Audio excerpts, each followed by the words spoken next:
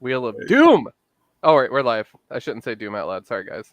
That's not a good tone to kick the show off with. Hey everybody, we're gonna let it warm up here for a minute. Who has minute to win it this time? Wasn't it me last time? Didn't I Yeah, do you that? did it last time, yeah. All right. So, Mark, I feel like you have something interesting to share with us. Minute to win it. I am not much of a talker, so this is a challenge. But it is New Comic Book Wednesday, and we are a comic book look. Hopefully, you got out to Rainbow Comics or wherever your comic book shop is in your neck of the woods. Got some new books, got some old books.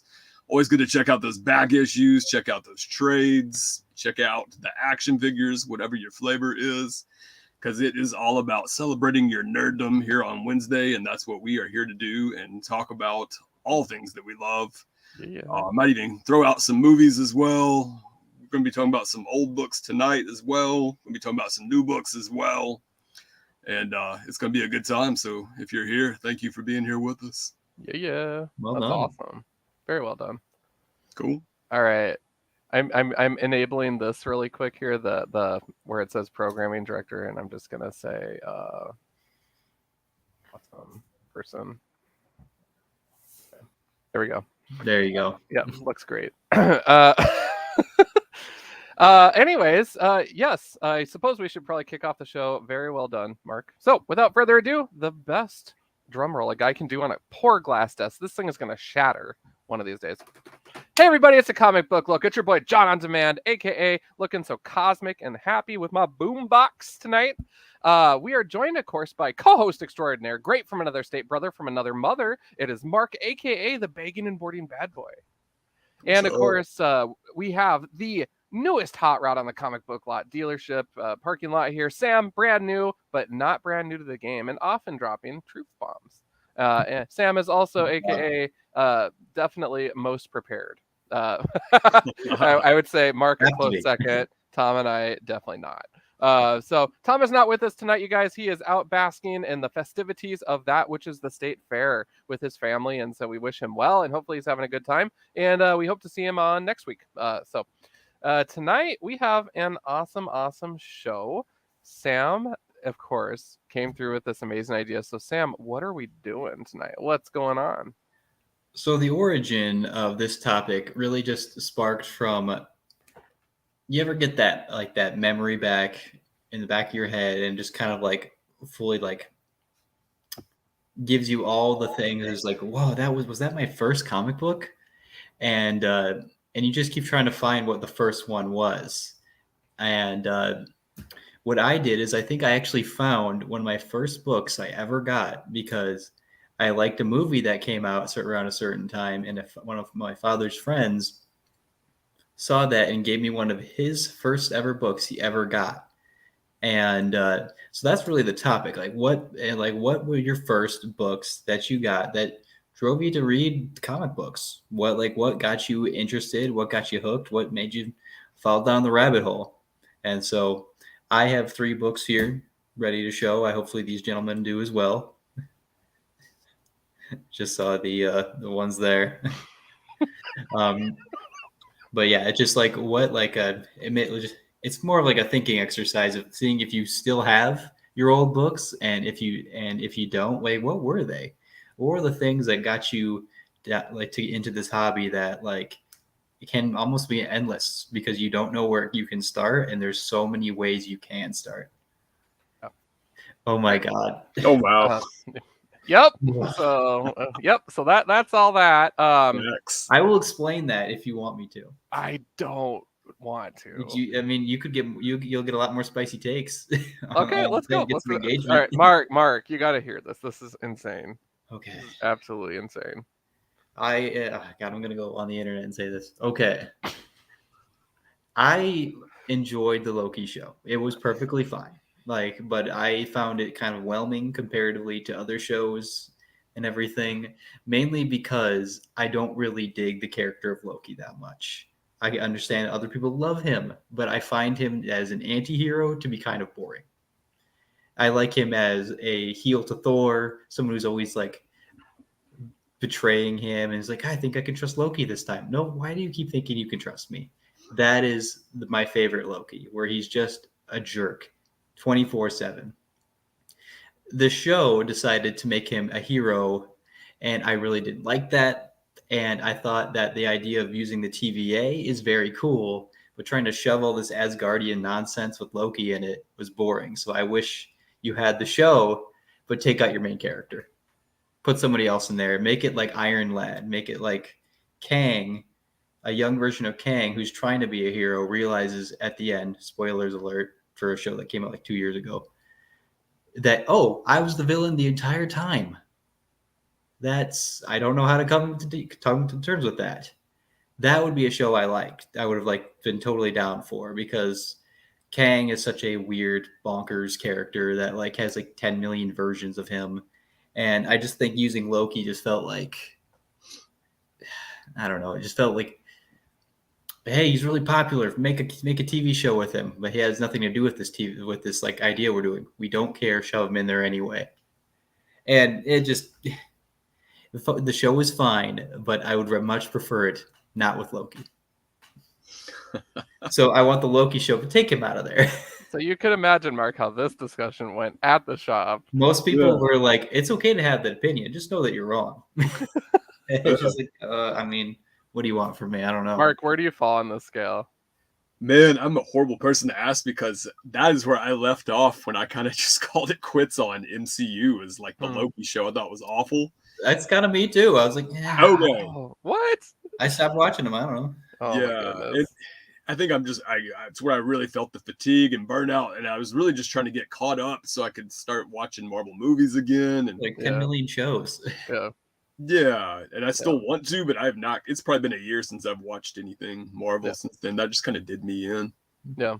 Now, Mark, Mark, how are you going to say that though, Mark? When you look to your left and there's a Vote Loki comic. Hey, I read the comics. If you watch this show, I still read the comics. I'm talking about the cinematic stuff. Okay. I'm just saying. Saying. He's right there looking over you. Yeah. No, I clearly disagree with everything, but that is neither here nor there. I also happen to idolize an alligator version cute. Of Loki. I like that. That's fun. Yeah. So my opinion is not anything to worry about, because I think it's hilarious. I love it. And the scene where he made the illusionary Asgard was really BA. Like, I adored that scene so much. That was pretty fun. But so that was a hot take, and Sam warned us and said, I have a really hot take here. Are you sure you want to hear it? And I'm like, yeah, whatever, Sam's typically, I got some stares with that one. Wow. Yeah, it was just kind of like the music stopped at the shop, and we were like, what did you just say? Yeah. So there you go. It's fine. I don't like the main character that much. It's like how I thought with the Rogue One. It's like, all right, your main character kind of sucks, but your movie's cool. But yeah, side tangent over. Over, and great. Either way, it's a great conversation, and you're not entirely wrong with your reasoning and stuff like that. But I got more out of it, I guess, as a viewer. However, I am not versed in the literature. Mark probably has read more Loki than I have, because I've only read a couple of things, and I've only seen him appear in other stuff in the books. I don't actively collect a lot of Thor, so not an expert by any means, in terms of literature. Loki I've read has been in a Thor comic. Yeah, when he's a heel for Thor. Yeah, right. So who knows? But we'll have to revisit that when Tom's here, because I'm sure Tom will probably agree with you too. It'll be 3-on-1, and I'll just be like cracking eggs over here, like, oh my god.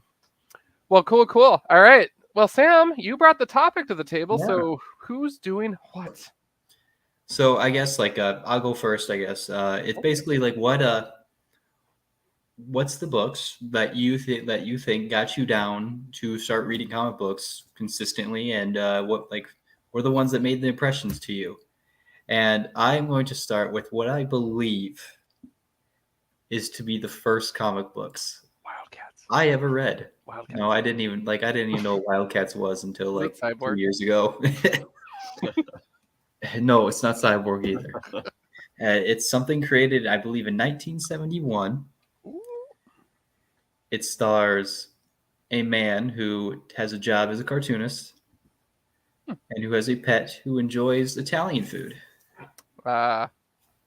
Yeah. Nice. I said it in my intro thing, but like Garfield was actually my intro, I think, into comic books because I loved the strips. And then one Christmas, a family member was like, "Hey, you like these comic strips?" Mark must have a fly in his house. No, I was thinking about for mine. I might have something I can grab. Oh, So I don't okay. have an actual visual, but I'm Mhm. with you listening. But it's just like I read this and I was like, oh my god, I love this, and give me another one, and they got me another volume, and they got me another volume, and I was like, God, these are really fun. And then I just then you go to realize, hey, there's more than just a cat who hates Mondays. It's just like like comic strips are a very fun and weird little way to get into comics because it's such a different style of comic. It's 1, 2, 3, or it's like here's your setup, here's your joke is getting delivered, and here's your punchline, and that's it. And that's for a kid's brain who's like doing that, like who needs like it's all really fast. It's got to be really fast. That's probably perfect. You know, they can't like sit down and watch a slow burn of a like a comic that's 12 issues long, but they can read a story about how like Garfield took John Arbuckle's pipe or something, you know. And so yes, so Garfield oddly is one of my first comic books. So I felt like that'd be kind of a fun one to throw in there. Boom. That's Okay. fantastic. I'm actually second guessing my selections now because I just had a thought. Yeah, I now need that to- that's on I the need to table, it find kind of That changes. gave me a some thought. stuff. That's why I was looking around for something. Mm-mm-mm. Excellent call out there. Mhm. Yeah. All right. Do you want me to jump in? Yeah, go ahead. Do it. You seem prepared. No, at all. My first one here is blatantly not really prepared, but I'll just do a quick screen share on this one anyways, because I think I have something that will do kind of. We'll figure it out. Boom. One of the first things I got into was Calvin and Hobbes. yes. Yes. So these were in the papers growing up, and we also mom and dad eventually started treating us because we all loved it. We all read them. My nieces love them now. But Calvin and Hobbes, all these different books, we had a ton of them. They were at Barnes and Noble and a lot of the other bookstores, and we just accumulated like a stack of them. And I kid you not, I would read and read and read and just and adore it. I love the sense of humor with it. Definitely just fun. I even have a necktie with Calvin and Hobbes on it that I found, and I love this duo so much. And it's good natured fun, and especially for growing up, this emulated a lot of my childhood. So I would say that this helped get me into comics. Another one I won't be picturing, but in conjunction with this would be the Bazooka Joe comics that you would get in the bubblegum. I would literally tape in notebooks in numbered order. And I would cut these strips out, like Calvin and Hobbes and some of the other series, and tape those in order too. And just have like comic books, but it was a spiral bound notebook with taped in comics that you get for the paper or whatever. So that was always kind of a fun thing too. So this is even earlier than what I was originally going to talk about, but I wanted to lift it up. So that gosh, that makes me feel so ancient. But here we are. Here we are. That's awesome. All right, Mark. Since we're gonna like break it down into like 3 different ones, let's start off with Garbage Pail Kids. That was, Woo! of course, they were just cards, but on the backs of a lot of these cards, this particular one, this one actually has my name on it too. This was Mark Bark. It was always one of my favorite ones. But on the backs of the cards, usually there would be like just comics, like you got sequential art with panels, and they had like jokes. This particular one does not have like a comic on it, but a lot of them would. Some of them had like puzzles. Yeah. But I think that was some of the earliest comics I read. It'd be like all the different Garbage Pail Kid characters would just have like a nice panel and just a joke or something interesting. And that's some of the first comics I remember reading because I loved Garbage Pail Kids. And then for someone who grew up just loving the heck out of Garbage Pail Kids, today we've got all these different miniseries of Garbage Pail Kids coming out. Quite big now, yeah. Mad Balls. I eat that up. It's very hard for me not to go crazy and get every variant cover, but I've been pretty good about that. But definitely on board for all of those comics that are coming. So Yeah. Garbage Pail Kids, some of the earliest comics I read, obviously not back then in a book, but it was in like the little mini strips, kind of like y'all were saying with Calvin and Hobbes and Garfield. Bazooka Joe, quality storytelling. I love Yeah. that. Everybody secretly, it's like, oh yeah, I did read that. Yeah, that's it. That's what that counts. Wanted to lift up Team Lincoln. Rainbow Comics Lincoln is in the building. Taylor's checking in with us here, manager of our Lincoln, Nebraska store. And yes, we are Comic Book proudly sponsored by Rainbow Comics. And I always say during that spiel that we do have a store in Lincoln, and check them out. It's an amazing team down there. Just awesome humans, awesome store. It's a lot of fun. So I get to see them in a couple of weeks, and I'm so giddy. It'll be fun. All right. So technically, Sam, you are up next. Yes, technically. Technically. By proxy, you are up next, Sam. All right. So I think I'm gonna move on to. I'll save the one that like kind of brought the idea to last. But so the next one is, if anybody remembers book fairs when you were in elementary school, Oh, and yeah. you got to sign up for particular books, or like the library would have all these books you could possibly buy. This book, like, I don't know why I liked this book personally, but I was like, I want this one, Mom. Buy me that one. And this was before I even like sat down to read that book. So I just like looked at the pages and said, that's neat, very interesting. And I struggled with reading pretty at a very early age, so like I made up the stories with the pictures it told what showed me a lot of times. So I thought Bone. Ooh, I read Bone yeah. at a very young age, and I still love it. It is one of my favorite series to this day. This one is the second volume because this is the first one I ever read. Because I just thought the cover was cooler than the first one. So I was like, and I had no idea what sequential reading was. So just like, all right, well, I just want this one because it's got a lot of crazy creatures, and it's got this guy in a cow suit, and for some reason they're little Casper looking ghost dudes. So let's go. I want to read that. And basically all I did is I just looked at the pages and thought, like, wow, this is really cool. And eventually when I did come to be able to read a little bit more, and comics is a great way to enter a reading if you struggle with reading, actually. I do highly recommend that, is how fun the story was. Like how fun, like the characters really just like jumped off the page. Like, you know what Smiley Bone was about. You know what Phone Bone was about, what Phony Bone was about, like a Thorn. Like, I love these characters to death. I have multiple copies of most of them, and it took me I went from reading this one to 3 and onward, and I never read the first one until about 3 years ago.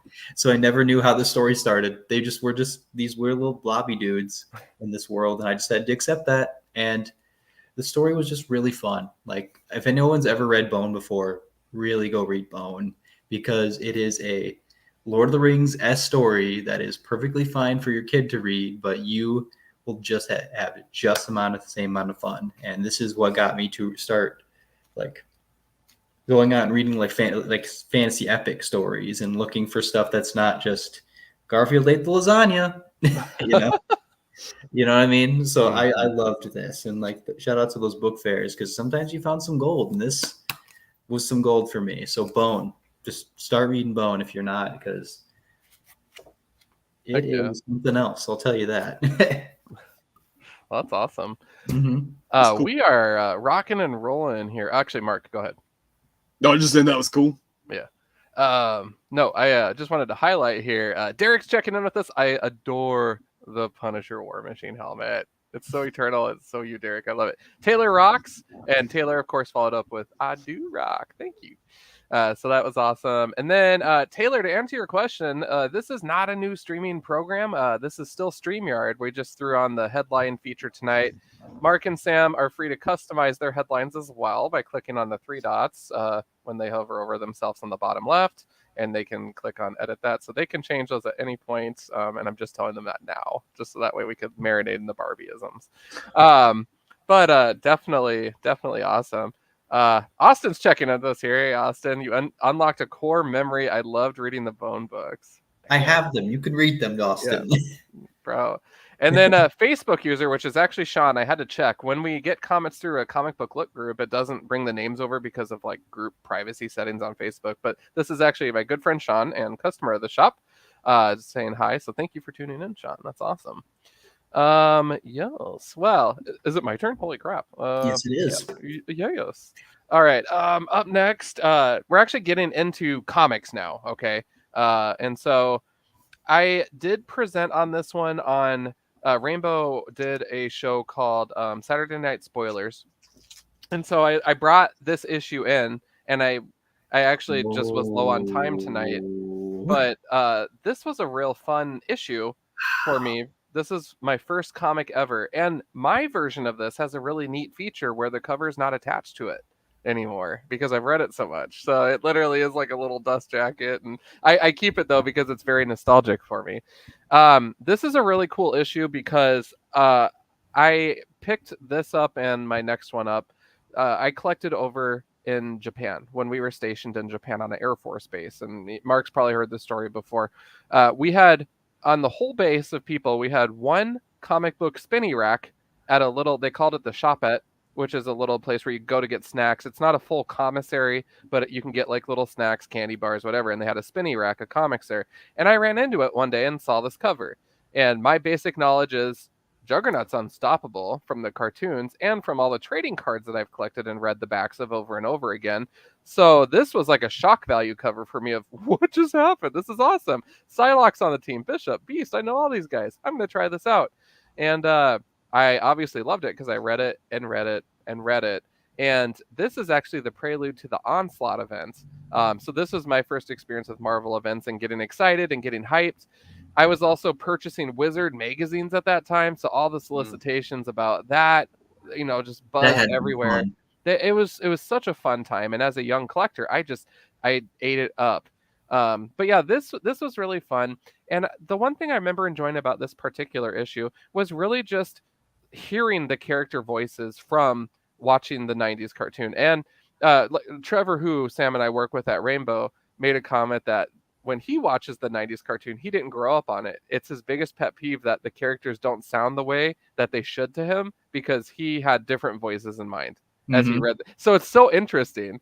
Just to, you know, with what you're exposed to growing up, how it kind of sways your vote and stuff, or how you would view something. So I think it's an interesting thing, but a really cool issue. And seeing Juggernaut just completely beat to a pulp blew my mind. So you started with the Onslaught saga, man. That is crazy. That's craziness. Uh-oh. Speaking of which, we have a fourth musketeer here. Field correspondent Thomas checking in with us. So, Tom, how are you? What's up, guys? I can tell you my connection is terrible, but as you can see, I am in the field. The fair is right behind me. I'm having a fun time. Yeah. I'm sorry I haven't been on a comic book look lately. I've really missed you all. We missed you too. You are missed. You are missed. But you popped on. That makes me happy. Yes. That's awesome. Oh, yeah, we're talking about comics we grew up on. Do you have one off the top of your head? Oh, man, I can't understand anything you guys are saying. I'm going to see if I can close some other apps or something because my connection is real shady. It's actually really good right now. There you go. Oh, there. You know what? And now I can hear you guys really good now, too. Hey, so now this works. So what's up? Mark, Mr. Brother? What's up? Sam's got a prompt for you, Tom. Yeah. Oh, yeah? What's that? So the topic today is comics we grew up on. Which ones the ones that we got us into reading? So can you remember one that you grew up reading that got you like, yeah, this is what I should be doing?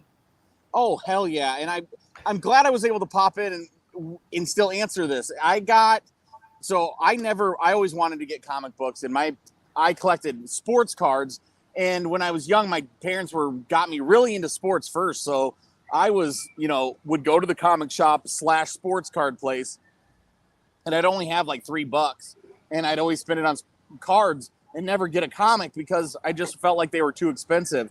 But then we went through Wall Drug, the famous store in South Dakota, and they had packages of comic books from like 1988 through 1991 in these big packages for only $3. So my parents bought me and my brother one of these big packages when I was maybe 7, 8 years old, and one of them was the an X-Men, but it came out the year after the animated show, so maybe 1992 or 99, whatever that would be, and it was based on the animated show, and it was all about Gambit and Rogue's love affair and what was going to happen, how they were going to get together, could they ever, fuck without them dying, and so it was awesome. I loved it so much then.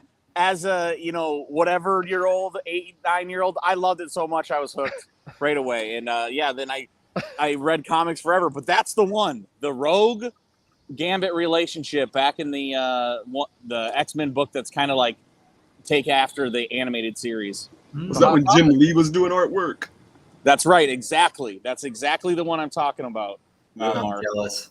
Yep. That's a wonderful time to get into stuff. Oh my God. I'm jealous. Yep. Yeah, it was awesome. Well met, Tom. That's amazing. Yeah, so how are you guys doing, man? Sam, long time no see, brother. I didn't get to the shop today, so, good to see you, man. Yeah, absolutely. How's the fair been?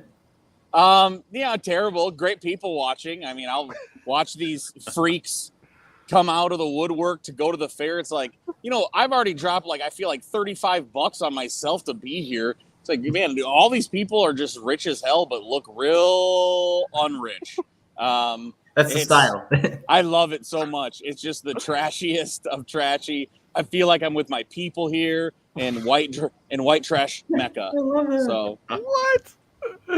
Hey, he says he's with his people at least. Yeah, that's exactly. Is I'm there a good old boy like from South Dakota? Sure. Is there good eats there at least, Tom? Are you eating well up there? Yeah, I got mini donuts and I got one milkshake from like the where they got the damn cows right over the ledge. So yeah, it was real good. So yeah, definitely having a good time. Do they got those burgers that have donuts for buns?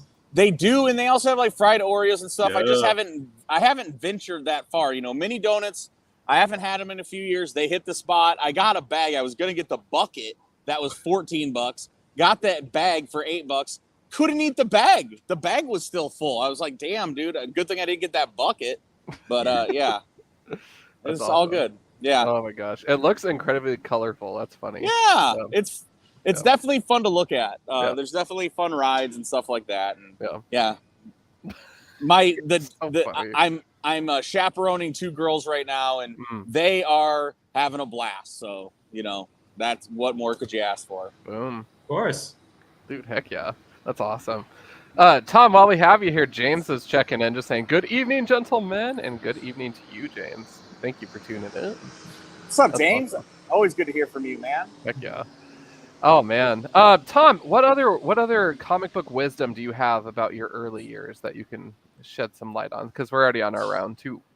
Sure. Okay. Well, I'll go with what's another one from my early years? I would say, well, I mean, the thing that got me seriously into comic books, and me and probably a million other people, is Watchmen. I was working at a gas station when I was like 17 years old or something like that, and the guy I worked with, Brian Lopez, shout out, just a good dude. He gave me Watchmen for Christmas, and I was like blown away. I was like, dude, I didn't get you anything. Wow. And I didn't know much about comics, but he knew a lot about comics.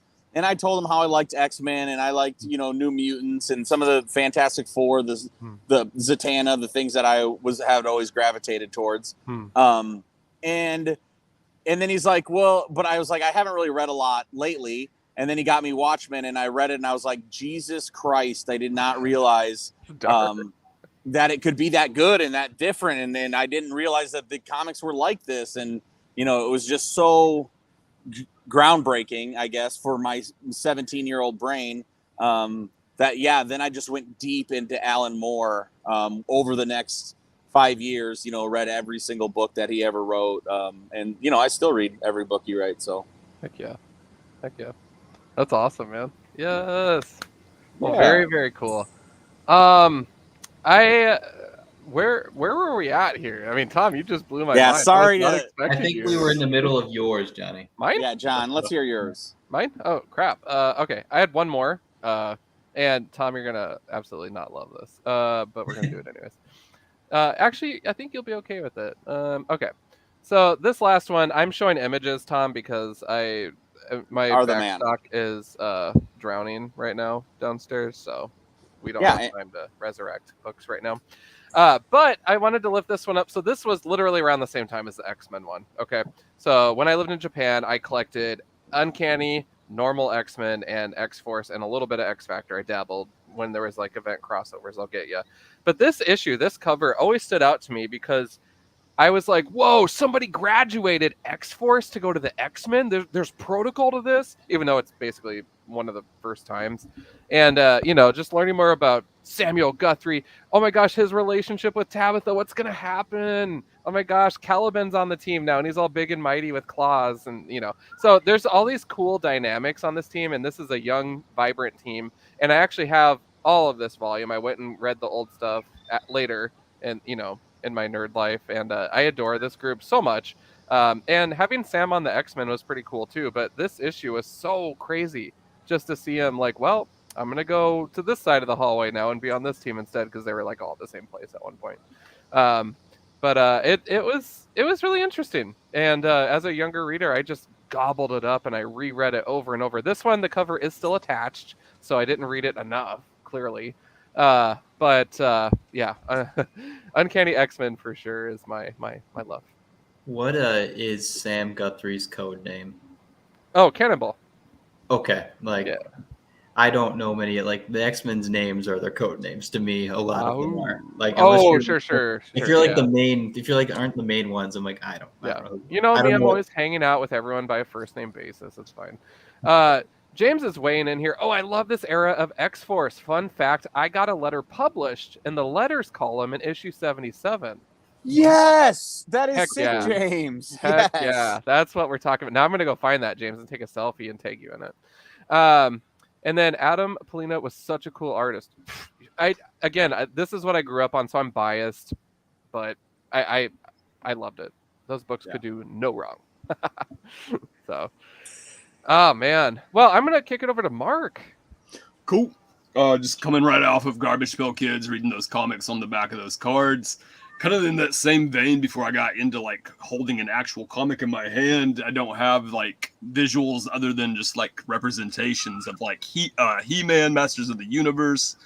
All the little action figures came with comic books, and I would read those. And then all your like superpowers, your super friends, all came with comics as well, and I would read those. And that's where I just kind of got introduced to a lot of superheroes and just, you know, a lot of fantasy and stuff like that from He-Man and Skeletor, because like every single like action figure you had, like if it was like Grizzlord, it came with a comic book talking about Grizzlord, how he became Grizzlord. And I used to love reading those. A lot of times I couldn't even read a lot of the words. It's just looking at pictures and like asking my parents, what is this guy about? Stuff like that. Yeah, making the story up as you go. Yeah, Definitely. Heck yeah. it's like exactly what I was doing. Yeah, but those were definitely some of the earliest comics too that I got before I got into like holding an actual comic book. They were That's like so. little mini comics. Yeah, they are. They're like this big. I remember. My brother-in-law. I never got He-Man, but my brother-in-law gave me like his complete stack of all of those comics. Man, they're so cool. I know exactly which ones you're talking about. That's dope, Mark. I also did want to lift up, I think this is something we can all relate to, but that generic dentist office or hospital waiting room table with Power Pack issues and the Spider-Man sexual abuse issue, those were everywhere. Everywhere. I missed that one, everywhere. man. There was For only real. highlights. There was only highlights magazines for me. Nope. We had comics. I I mean, I would've loved just was that. reading. I'm like, this is cool, and at the time, didn't put two and two together. But that's how I met that team. Was probably, you know what I mean, though, Tom. It's like they're just beats of dude, crap comics, and it's like, yeah, I'm gonna read that. Of course, I love that you got Power Pack. I definitely didn't. I didn't see the Power Pack. That Spider-Man one, I know exactly Yep. which one you're talking about, though. Yep. And I remember beat up Superman and Batman too, and comics that my dentist office, my mom's wherever my mom had to take me when we were growing up, and I was sitting in these rooms or whatever. So I definitely remember that shit, and I love that you got Power Pack. I bet I saw a Power Pack, but then I was like, I'm not reading this Power Pack. John was like, I'm gonna check out this Power Pack. I love it. Cut to now, he still loves Power Pack. I That's love Power perfect. Pack. Yeah, they're so great. Oh, I love them. Man, I'm jealous. I got like national TV guides and highlights magazines and People magazine. That's all I got. Highlights was pretty cool too. Well, that was the best one. in That there was too. the best one. Yeah. But otherwise, I got like People magazine. You had Mad Magazine, Mark? Yeah, I remember That's Mad cool. Magazine being there. That's cool. Oh yeah, Much man. better. I'd always go back to that page where you can fold it, and then when you fold it on the specific line, it makes a different image. Oh man, love that part in Mad Magazine. And if you're at the dentist office, somebody already folded it, so it was always really easy to Yep. fold back into position. Facts. Oh, that's funny. Well, awesome. That's all I had prepared from my side, boys. If you had other things you wanted to lift up, I did have one more. Boom. The one that basically started the idea for me was because I rediscovered that I had this book from my father's friend had given me after I saw Spider-Man 1 in theaters because I loved that movie so much. So I probably got this when I was like 5 or 6. Ooh. And so he gave me his issue, Spider-Man versus the Fly. Ooh. Dude, that's Fly. sick. 1977 issue. This is the same issue Yeah. I've had for 21 years. That Right is there. dope, dude. And that is a sweet issue. It is beat up, but it is loved. And Yes. it's the same thing I was telling with the other ones. Like I didn't know, I wasn't reading it. I was just looking at the fun photos and going like, all right, hey, this is what my story of this would be, I guess. And I'm going to act it out with myself and imaginary.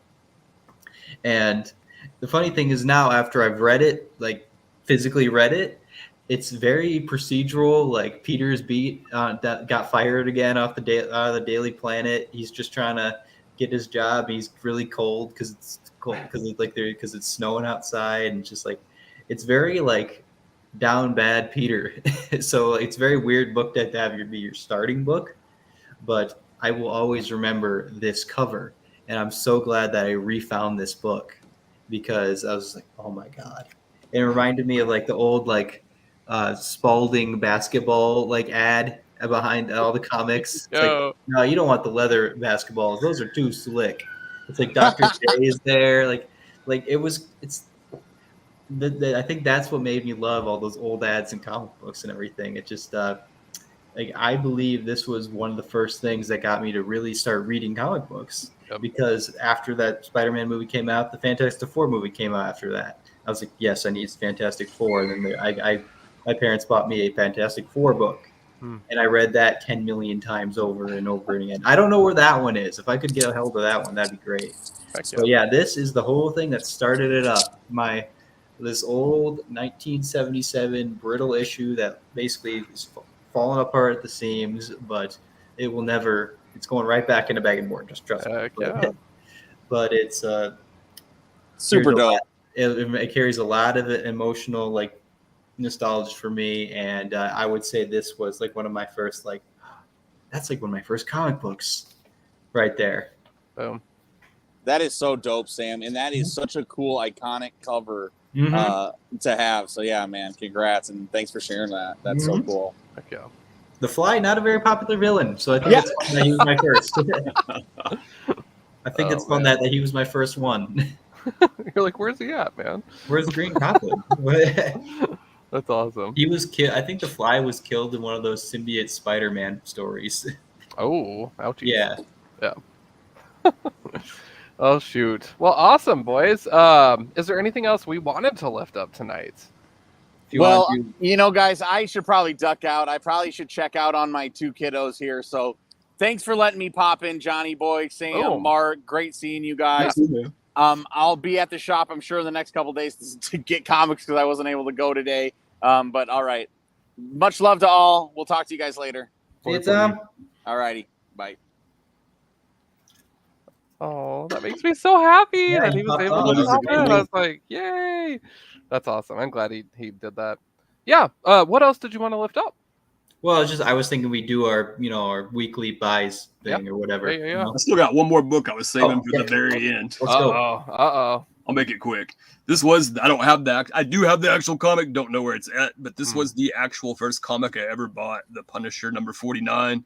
And I just really gravitated towards The Punisher because I grew up loving Stallone and Schwarzenegger, and he just seemed more like a hero. It was just like a 80s action icon or even 90s. I just really gravitated towards that. I loved the skull on his chest, and he just seemed a little more edgier than like Spider-Man. Of course, Batman became a little more edgy with like the Michael Keaton, but I grew up with like the Adam West, the reruns of the 60s Batman. So I always kind of viewed Batman more like that. No, I love that version of Batman, but Punisher just seemed a little more just raw, and I just always respected Punisher for that. Still love reading Punisher comics to this day. Heck yeah. That's Punisher comic is one of when your I really started buying comics, and they would go to the toy section of Walmart. They would have X-Men, and that's where I got a lot of X-Men books too. But I would go get those Punisher comics every time. Go to Walmart. Heck yeah. Punisher comic is your first one. That is interesting. Yeah, That's that. But that makes sense though. If you watch like a bunch of Stallone and Schwarzenegger movies, that's about right. Like watching Commando, where he's barely holding the pistol, the trigger, and just like bullets are flying everywhere, and just like, that's a Punisher comic back in the day. Oh yeah. Yep. Well, let's do we'll do top 3 for picks of the week for new books, and whoever wants to go first. You go first, Jenny. You want me to go first? All right. This is technically not new, but it is new, and it is a very welcome addition. So this is that Marvel Comics 1000 that came out a long time ago, probably a couple years. I'm part of the Marvel horror comics group online, and there was this beautiful cover featuring all of the different monsters. And so, Sam, in Rainbow, we have a box of Marvel 1000 right beneath the local authors thing. And so I thumbed through it, and I found 3 copies, and I'm like, well, I know I like it. I know Danny likes them, and I know Lloyd's all about it. And so I just chucked them in their boxes, and Danny totally got his. And so I'm like, this is coming home with me. This is a very welcome addition. But again, features all my boys on the cover. I love it. Classic Blade too. I With love the big it. glasses. Yeah. I love this so much. So just in time for the holidays, and I love that exists. So that is my first pick of the week. Awesome. I'll go next, I guess. And I do apologize if I'm not pronouncing this correctly. Oof. But it's called the Dukan Smile. Oh, sure. I bought this because our manager at the store said this was very scary. And I paged through it. Yeah, this is going to be a terrifying but very fun read. I don't want to spin it up for you guys. I don't think that's a good idea. Here, take a look. I think it has something to do with a Disney, like a horror story written about a abandoned Disney park. And I paged through it, and I'm like, oh no. And so like it genuinely was like, that's just kind of creepy. I'm like, yep, I'm buying that. I can't wait to have a nightmare about that. That's my first pick. Dukan Smile. Heck yeah. No, that's awesome. The publisher is standing out to me here, and I'm just double checking something really quick because I think that our upcoming guest might also be publishing with that company. Oh. Possibly. I could be wrong on that though, because it's actually not on the digital that we got. Which might be because it's a separate thing that they add or whatever. But we'll confirm that next week. And if that's the case, I will definitely be paying more attention to Blood Moon. I believe is what it's called, and definitely interested in that. A couple of comments here about that. Taylor read it. It was weird. I can't wait. I can't wait. Chad's checking in with us here. Chad, hello Chad. crew, and hello back to you, sir. Thank you for tuning in tonight. Good pick. That was one I'm debating on. I might have it set aside. Yeah, we'll see.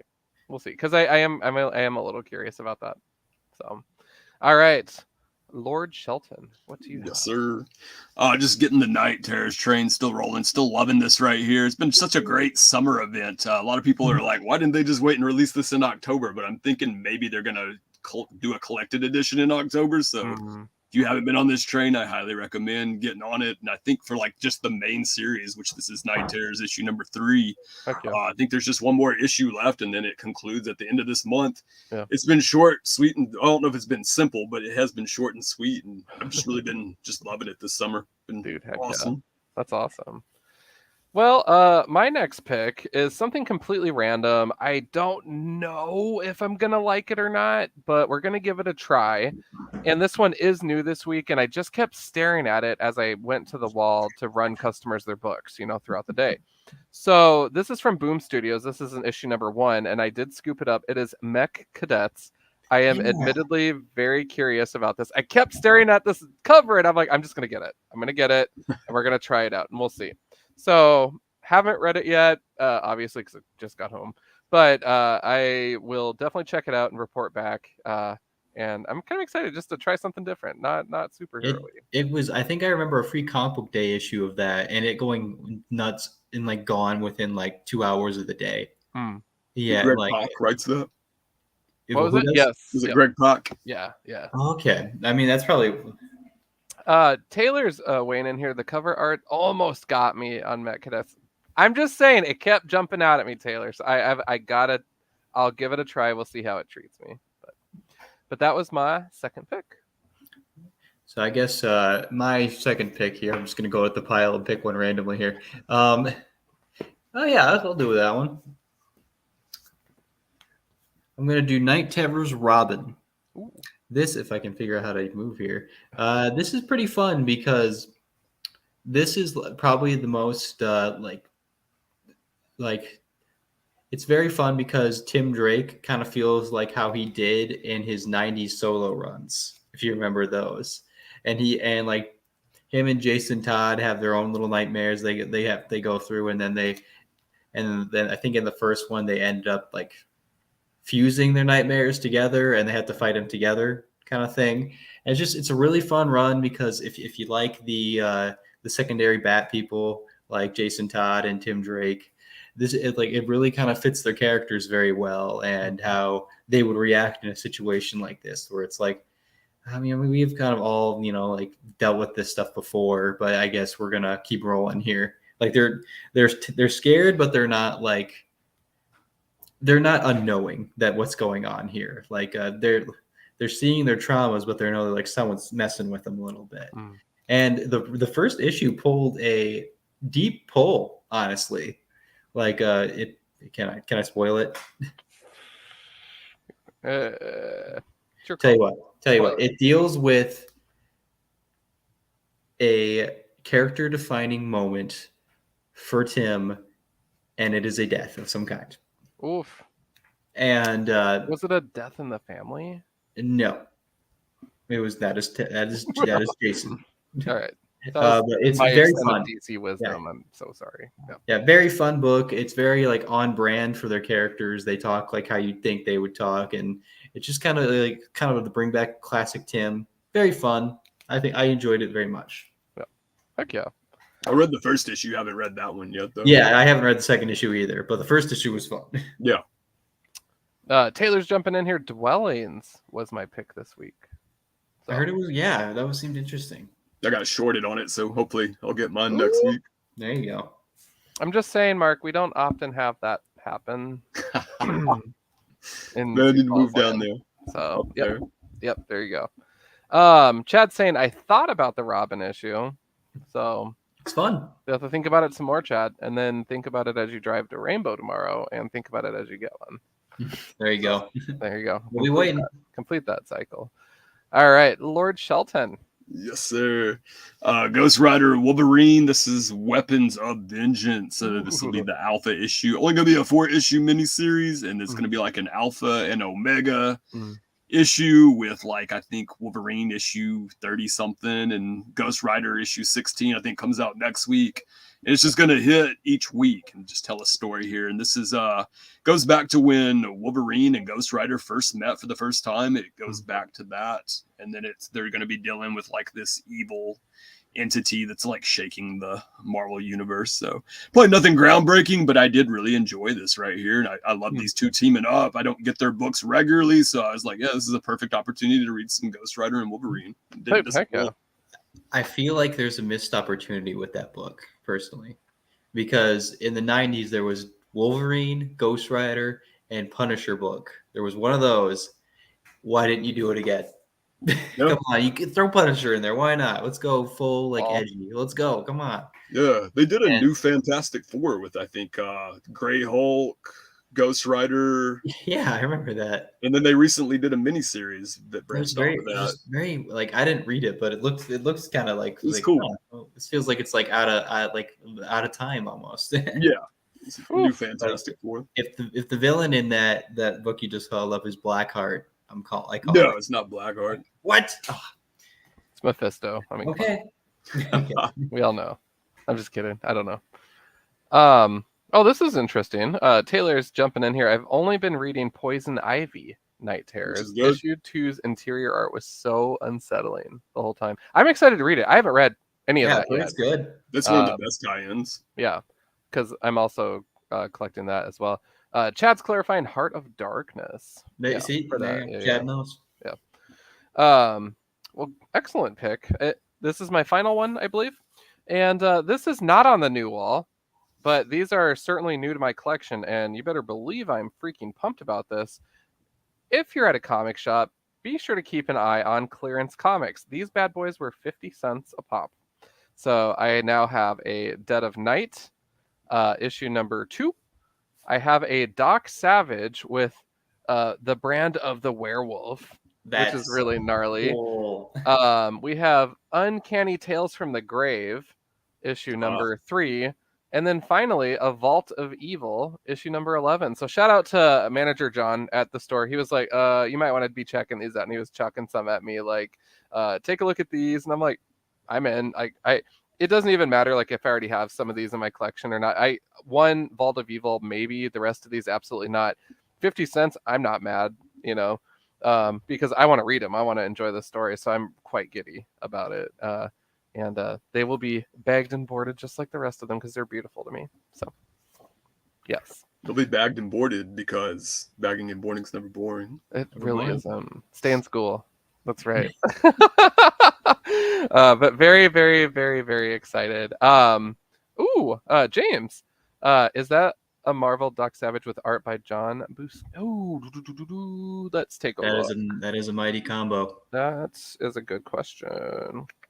That dude drew a lot of Conan. So if Doc Savage with lettered by unfortunately not. This one is drawn by Ross Andrew and Frank Springer.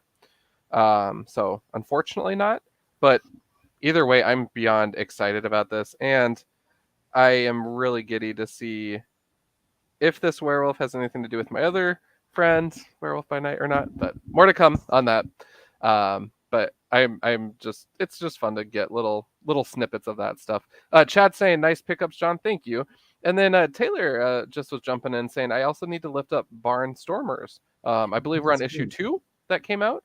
You all better be reading that book too. It's a Scott Snyder book, isn't it? Yeah, it's like one of his books where just like a bush pilot just takes people for rides, and then him and this like bride who was gonna get married who decides against it just says take me with you, and then they go on adventures. The covers were gorgeous. The covers on that, mic drop.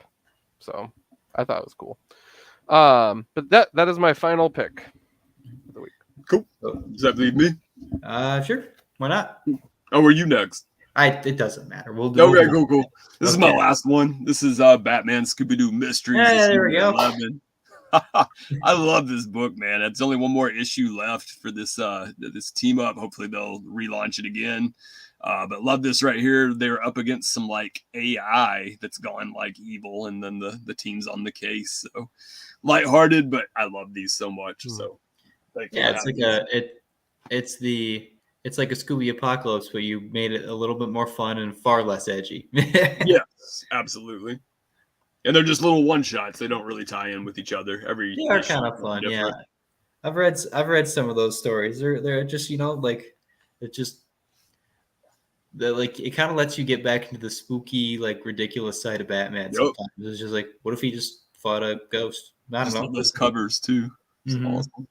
Awesome. I love that. Well done. Who's writing that? I think that was Molly Fish. I think was her name. Fish is the last. Shawley Fish is her name.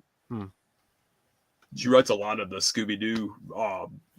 Where is Scooby-Doo, or Where Art Thou, Scooby-Doo? Whatever that book is. Scooby-Doo, Where Are You? The other Scooby-Doo book. Plenty of Scooby-Doos out there.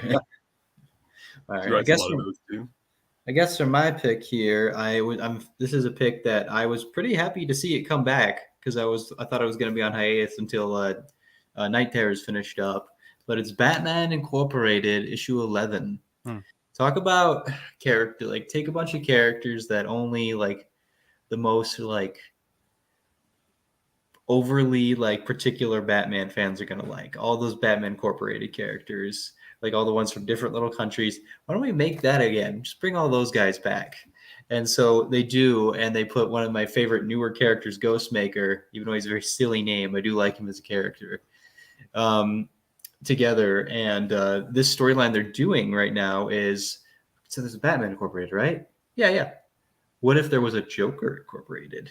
And even though I find him to be a bit of an overcooked character, this was a cool concept. This was a fun thing to play with this character, I think. And it was just very like, I can't wait to read this because it left on a very interesting note, because it also ties in things from, if you remember the new Superman, the Keenan Kong run, or the Superman of China. Either you read that? Oh, it was in the Rebirth era. It pays. I do remember. It pays brings characters from that and pays things off in that. I'm like, who's remembering that other than me? Thank you. I appreciate it, but like, it's all the little things that like you wouldn't have thought they would bring back are being brought back. I love it personally, and I can't wait to give this a read and see what they do with it. And there's like a South Dakota Batman. There's two of them even. That's awesome. That's crazy. Man of Bats and Jiro. Jiro. I think he's here. I thought we were just Great Lakes Avengers territory. No. There's Man of Bats. He's awesome. What issue is that on now? What number was that? 11. How is this getting 11 issues? I don't know. I'm here for it. That's awesome. Definitely getting some funny comments here. Chad, Punisher, Scooby-Doo. Chad might be a little biased though, because Chad loves Punisher. And then Derek jumped in. Batman, Scooby-Doo, what's not to love? He clarified. So what's not to love? Which is fair. Yeah. Well, boys, this was quite the episode. Holy smokes. We covered a lot of ground tonight, solved some problems, and have some amazing headlines beneath our display names here. So, absolutely. Thank you to everyone in the chat. Wow. This was crazy cool. So, no, thank you. Before I shut it down, you guys, did you have anything else you wanted to lift up? Got nothing. Good. Go see Barbenheimer if you haven't. Barbenheimer. I've only seen Oppenheimer so far. I got to see Barbie still. Gotta see Barbie. That's right. Well, on that note, we'll go ahead and shut it down. Thank you guys so much for tuning in tonight. We are Comic Book Look, proudly sponsored by Rainbow Comics. If you're in the Sioux Falls area, stop by 42nd and Minnesota Avenue and say howdy, preferably Wednesday through Saturday, because that's when Sam and I work all day. And we'd love to see you. If you're in the Lincoln, Nebraska area, stop by and say hi to Taylor and team as well. Amazing human beings in either location. We're happy to help you out with your comic book needs. Thank you so much to Sam and Mark for hopping on tonight and rocking out, and shout out to Tom for making it remotely. Gotta love technology there, so that was a lot of fun. But with a true comic book look fashion, I always say keep it comics, and then I pass it to Mark to say bagging and boarding's never boring. Boom. And we'll see you